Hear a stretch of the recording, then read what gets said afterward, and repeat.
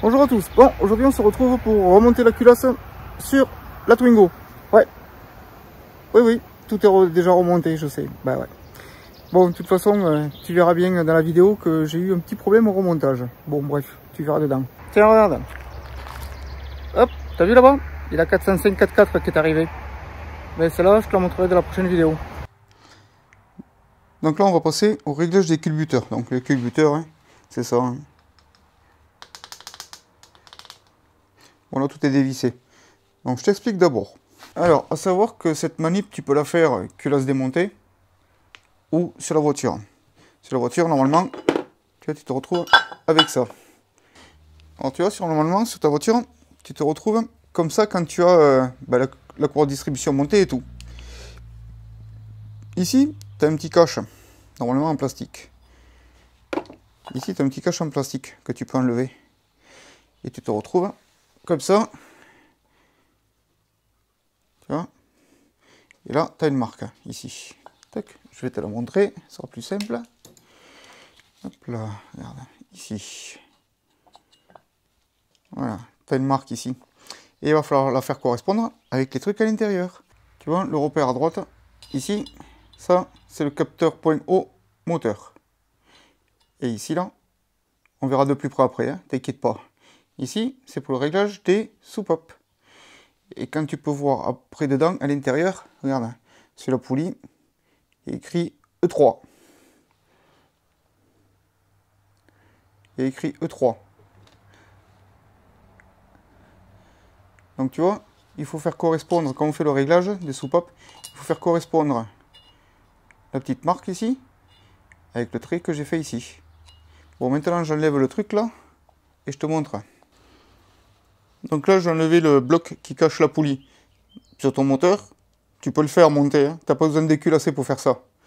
Mais il te faudra regarder par le petit trou que je t'ai montré. Pour faire ce fameux réglage. Hein. C'est le réglage qui est ici, là. Hein.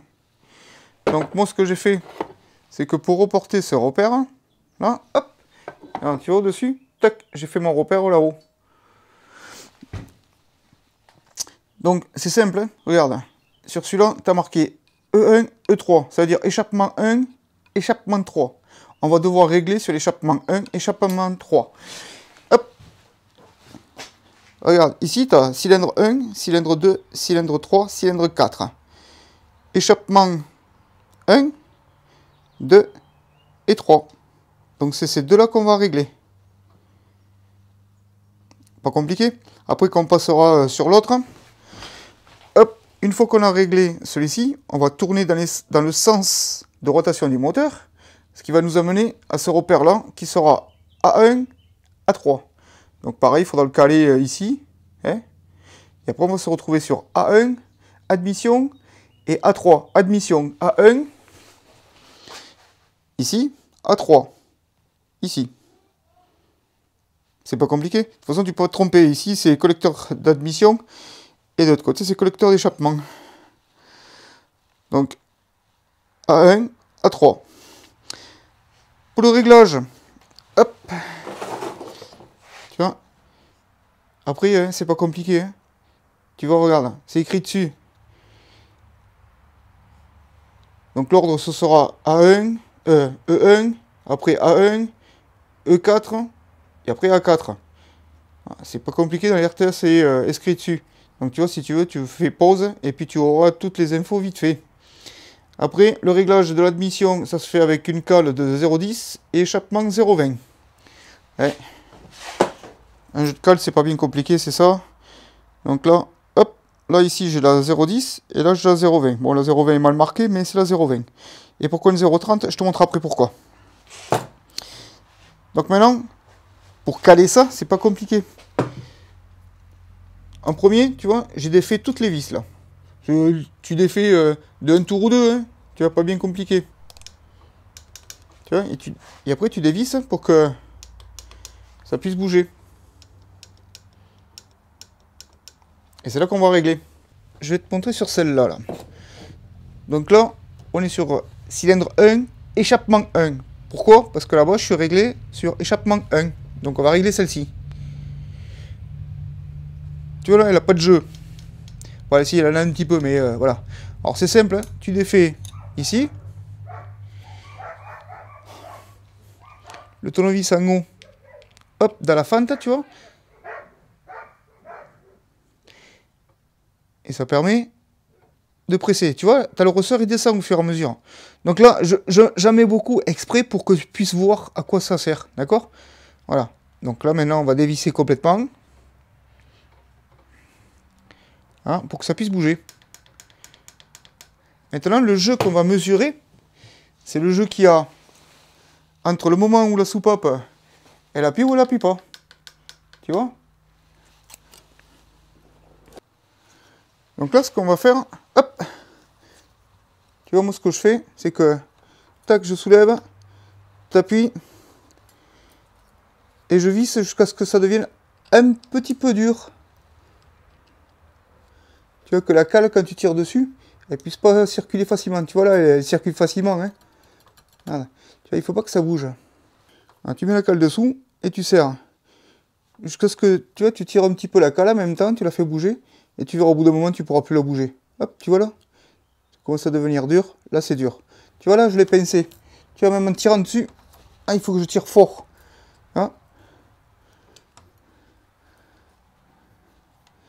Et tu vois, quand la cale, quand j'ai tout lâché, il faut que la cale puisse passer dessous sans aucun souci.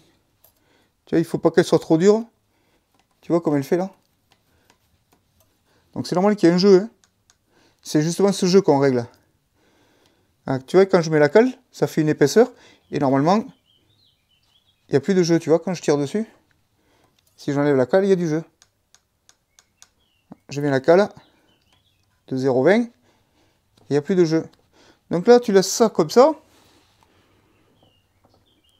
Hop, on va passer un peu plus grand pour que tu puisses y voir. Tac. Tu viens bloquer sans visser ou sans quoi faire quoi que ce soit. Tac, tu visses un petit peu la main. Ta vis là. Clac. Et après tu viens la serrer justement pour pas que ça se dévisse. Bon, il y a un couple de serrage, mais je ne sais rien de combien il est, j'ai pas regardé. T'as pas besoin de serrer comme un gros débile. Quand tu serres, hop, tu tiens bien le tournevis pour pas que la vis elle tourne. Tu serres, hop, et maintenant on contrôle le jeu. Donc tu vois, j'ai toujours ce fameux jeu. Je mets la cale, j'ai pas de jeu. Et logiquement, tu vois, j'ai pris une cale de 30 après. Tu vois, j'ai pris la cale de 30 justement pour aller vérifier le jeu. Donc là, la cale de 30, elle devrait pas passer. Tu vois dedans? Tu vois, la cale de 30, elle passe pas. Et c'est ça qu'on voit que c'est bien réglé. Enfin, bien réglé, que c'est réglé. Ah. Tu vois, la cale de 20, elle passe nickel dedans. Et quand tu bouges le truc, il faut pas qu'il y ait de jeu. Tu vois, quand tu tires dessus, il n'y a pas de jeu. Hop. Maintenant, je vais faire pareil sur l'autre. Donc tu vois, si tu te rappelles bien, on a dit E1 et E3. Donc là, on était sur 1, 2 et 3. Donc maintenant, on va régler celui-là. Bon, je te montre pas, mais je le fais. Maintenant que j'ai réglé la 1 et la 3, en échappement, on va passer sur celui-là de réglage. Là, tu fais tourner dans le bon sens. Alors maintenant, hop, on est sur le second réglage, donc A1, A3. On vérifie que ça correspond. Bon, moi j'ai mis sur montrer, ça correspond, pas de souci. Donc là, on est sur A1, A3. Donc admission 1, admission 3. Donc là, le 1 et le 3. Par contre, l'admission, attention, ça se règle à 0,10. Bon, mais comme tu peux voir, j'ai fait un tour complet, je suis arrivé sur le A1, A2. Donc après, ce que tu peux faire, si tu veux vérifier, c'est tu refais un tour complet, tu recales, et tu vérifies si tes jeux ils sont bons. Bon, ben maintenant, il n'y a plus qu'à remonter la culasse. Bon, ben tu vois, il n'y a plus qu'à poser la culasse. Là, c'est vite fait. Ben, t'oublies pas de nettoyer les plans de joints. T'oublies pas de nettoyer dans tous les petits trous des vis pour pas qu'il reste des merdes dedans. T'oublies pas de tout nettoyer propre. Le joint de culasse, il y a un sens Tu vois le petit truc écrit haut, bah ça va en haut. Tu vois, le truc écrit en haut, ça va comme ça. Hop là. Tac. Tu vois, le truc haut, c'est écrit vers le haut. Pas de compliqué. Hop, on enlève pour l'instant. Les vis neuves, il faut huiler les filets, ici. Et le dessous de tête, ici. On met pas 300 kg d'huile, on en met juste un petit peu, c'est pour au serrage que ça glisse, c'est tout. Voilà, la tête ici et ici. Donc là, je pose une culasse. Je mets la culasse et je reprends après. Pour la culasse, vous pouvez pas vous tromper. Ici, il y a un détrompeur. Hein, clac, ici. Et l'autre, il est là. Tac. Et l'autre, il est là. Donc, plac, il faut que ce soit bien clenché dedans. Tiens, avant que je pose la culasse, un petit truc. Regarde. T'as vu? Tous les pistons, ils sont en bas. Moi. Et tu as vu les soupapes? Elles sont, tu vois, par exemple, ça est sorti un petit peu. Et celle-là aussi, c'est normal. Donc voilà pourquoi je baisse les pistons complètement en bas. Au moins quand je pose ma culasse, il n'y a aucune soupape qui va venir toucher un piston. Et on calera tout ça après correctement, je te montrerai. Bon, comme tu peux voir, la culasse est posée. Il est complètement remonté et tout est serré. Bon, je n'allais pas te montrer comment serrer 4 vis. Hein. Je vais juste te l'expliquer, ce sera beaucoup plus simple. Alors, pour t'expliquer vite fait, tu mets tes 10 vis, tu serres à 20 newtons, toutes les vis dans l'ordre. Hop, ici. Ah, tu as l'ordre de la culasse ici, tu as vu? 1, 2, 3, 4, ainsi de suite. Voilà, voilà l'ordre de serrage. Donc on revient là. Hop, je te laisse ça comme ça. Je te ferai une petite capture d'écran, au moins tu verras mieux, mais pour suivre. Donc tu vois, regarde, tu serres à 20 newtons au début, toutes tes vis de 1 à 10 forcément. Hein. Et après, dessus, tu fais un serrage en angle de 90. Une fois que tu as fait ce serrage d'angle à 90, tu desserres les vis, voilà, desserrer les vis, repérer 1 et 2, jusqu'à les libérer. Hein, tu les desserres. Après, ces deux vis, en commençant par la 1, puis par la 2, tu les resserres à 20 newtons, et après tu fais un coup d'angle à 200. Et après, pareil pour la 3, 4, 5, 6, et après, 7, 8, 9, 10, pareil. Alors par contre, une petite particularité sur les vis 3, 4, 5, 6, 7, 3, 4, 5, 6, si tu veux, tu vois, il te faut les desserrer tout d'un coup. Tu desserres la 3, la 4, la 5 et la 6. Tu les serres, tu les libères totalement. Hein. Après, tu les serres à 20 newtons, toutes ces vis, dans l'ordre 3, 4, 5, 6. Et tu leur mets un coup d'angle à 200. Et tu reproduis pareil pour 7, 8, et 9 et 10. Donc là, maintenant, il ne manque plus qu'à poser le jeune cache-culbuteur. Remonter collecteur d'émission, machin, ainsi de suite, tout ça là. La culasse, je m'arrêterai un petit moment pour te montrer comment recaler justement la culasse qui est complètement décalée, les soupapes qui sont complètement décalées, enfin, l'arbre à cam qui est complètement décalé par rapport au vilebrequin qui est en bas. Ça, je te le montrerai. Donc moi, si tu veux, je vais remonter toute cette partie là parce qu'il n'y a rien de compliqué. Hein. Tu as démonté, tu remontes en sens inverse, c'est pas compliqué. Hein. Bon, comme tu peux voir, j'ai remonté une très grosse partie du machin. Bon, il n'y a rien de compliqué à remettre comme ça. Hein. Bon, allez, on va passer à la distribution. Tu te rappelles la distribution? Elle était décalée. Hein. Pour donner un ordre d'idée, tu vois, le repère il est ici et je dois arriver ici. Tu verras mieux ici. Donc tu vois, le repère il est là et l'autre il est là-haut, ici, là-bas. Hop. Et en dessous, le vilebrequin, tu vois.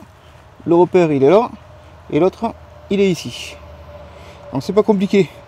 Tu remontes la grosse poulie, celle-ci, parce que si tu mets que la vis tu verras rien. Tu vois, tu viens le caler comme il faut, comme ça. Bon, j'ai pas pu te placer là avec la caméra parce que il n'y a pas de place. Bon bref. Regarde, hop, là-bas, elle est calée. Tu vois, elle est calée pile poil. Maintenant, ce qu'il te faut regarder, c'est que quand tu tournes là, ici, si c'est dur, tu forces pas. Tu ne forces surtout pas. Tu descends en bas et tu décales un petit peu ton vilebrequin. Un tout petit peu, sur la droite ou sur la gauche. C'est pas compliqué, hein. Je te montre. Tu prends la poulie, Tu as vu le râle? Là il est calé. Hein. Hop, tu prends la poulie, tu la mets dessus. Et tu tournes un petit peu à droite ou un petit peu à gauche. Voilà, il est décalé hein, maintenant. Hop, et on va le recaler.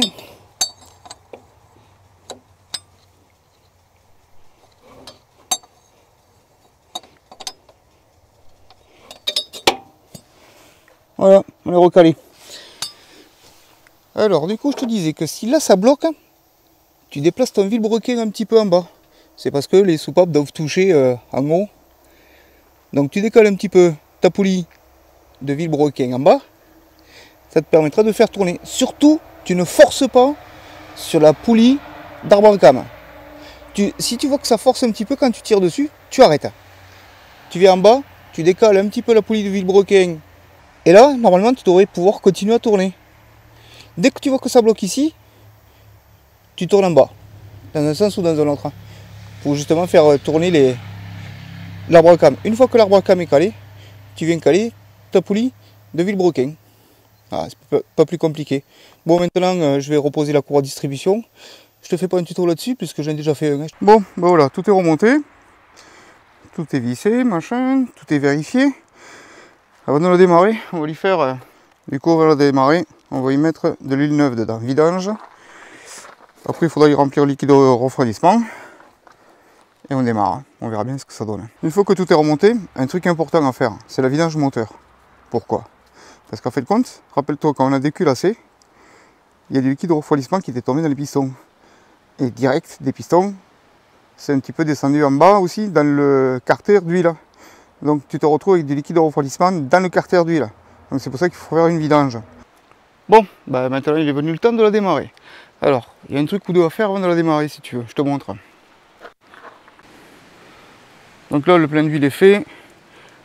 Le liquide de refroidissement pareil. Le truc à faire, regarde, tu vois là, la bobine, hop, elle est débranchée. Pourquoi? Parce que, je sais pas si tu te rappelles, mais l'arbre à cames et tout encore, c'est pas l'huile en haut. Donc là on va le faire tourner à vide pour pouvoir faire monter l'huile en pression dans le bloc en haut au niveau de l'arbre à cames pour que justement tout ça soit huilé. Sinon démarrer à sec comme ça c'est pas très bon, même si on y a mis de l'huile un petit peu avant et tout. Voilà, donc le but est de faire remonter l'huile un petit peu en haut sur l'arbre à cames et tout pour que tout le haut moteur soit huilé. Donc moi je l'ai déjà fait, hein, il n'y a pas besoin de mettre des heures.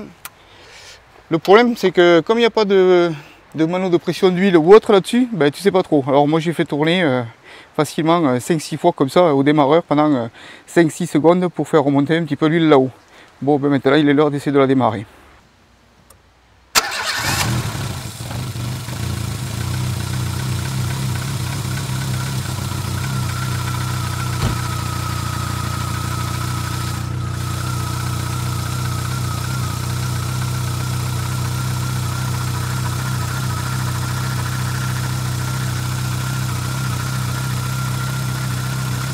Bon, ça se passe pas comme je veux.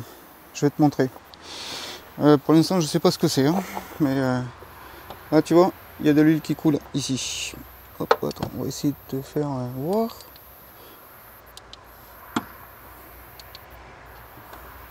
Ah, tu vois, là, il y a de l'huile qui coule. Qu'est-ce que c'est qu'à lâcher? Je sais pas. Il faut que je démonte et que je regarde. Alors, ça vient de là.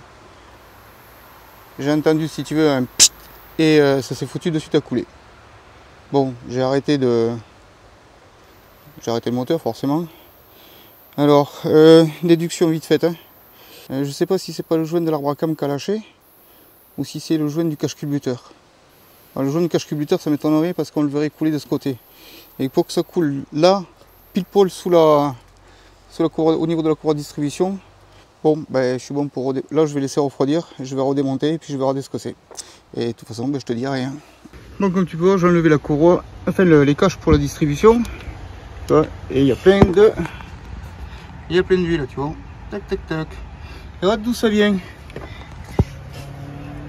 Le putain de joint de l'arbre à cames qui a sauté. Pourquoi il a sauté, ce connard? Pourquoi il a sauté? Est-ce que... Bon, je vais démonter et je vais regarder le joint. Donc déjà, comme tu peux pouvoir voir, La courroie, qui est neuve, elle est remplie d'huile. À savoir que les courroies de distribution, une fois qu'elles ont reçu des hydrocarbures ou autres, ces poubelles, il faut en remettre une autre. J'ai de la chance, j'en ai encore une d'avance. Hasard, pourquoi, je sais pas, mais j'en ai une d'avance, comme si c'était prévu cette histoire. Bon bref. S'il n'y avait pas trop chaud de la grosse. Ouh, tac. Et comme tu peux voir, tu vois, le joint s'est barré. Hop là. Alors est-ce que ça vient du joint qui est pourrave ou pas? Pourtant, la marque c'est du Corteco. Il a été bien monté. Je sais pas. Alors, ça vient pas du joint, je pense. Ah, pourquoi je change le joint? Parce que j'ai envie de le changer, tu vois. J'ai un joint neuf, c'est exactement le même. Tac, tac, c'est bon. Voilà, donc j'ai un joint neuf. Et j'ai la courroie de distribution dans le garage aussi à neuf. Donc, pas de souci. Donc, pour moi, ça va pas me ralentir dans mon truc. Par contre, j'ai perdu du fric. Du fric, c'est-à-dire un joint à 2 €, du temps de démontage, de remontage, et une courroie à 15 balles, je crois. Voilà, bon, bref. En gros, j'ai perdu 20 balles et 2-3 heures de démontage, remontage.